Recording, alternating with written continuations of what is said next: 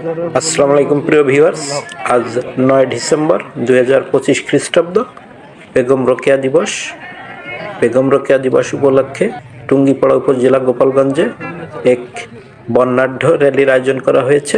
দেখছেন র্যালিটি উপজেলা পরিষদের সামনে থেকে শুরু হয়ে উপজেলা পরিষদ চত্বর ঘুরে শেষ হবে। সে উপলক্ষে সর্বাত্মক প্রস্তুতি গ্রহণ করা হয়েছে। আন্তর্জাতিক নারী নির্যাতন প্রতিরোধ পক্ষ প্রতি বছর 25 নভেম্বর থেকে শুরু হয়ে 10 ডিসেম্বর পর্যন্ত চলে।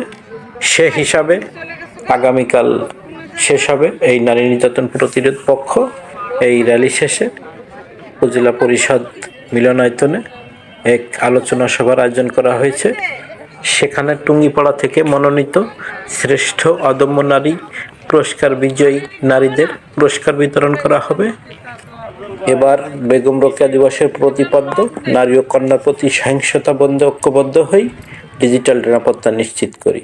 তাই বাংলাদেশ সহ সমগ্র পৃথিবীর যেখানেই নারী ও কন্যার প্রতি সহিংসতা ঘটুক না কেন, আমরা ঐক্যবদ্ধ হয়ে সেটা মোকাবেলা করব, প্রতিরোধ গড়ে তুলব এবং ডিজিটাল নিরাপত্তা নিশ্চিত করব। কেননা আজকাল ইন্টারনেট মোবাইলের যুগে বিভিন্ন স্থিরচিত্র, অডিও ও ভিডিও ধারণের মাধ্যমে নারী ও কন্যাদের প্রতি অনেক সহিংসতা করা হয়। সেটি বন্ধে আমরা একযোগে কাজ করব। ধন্যবাদ।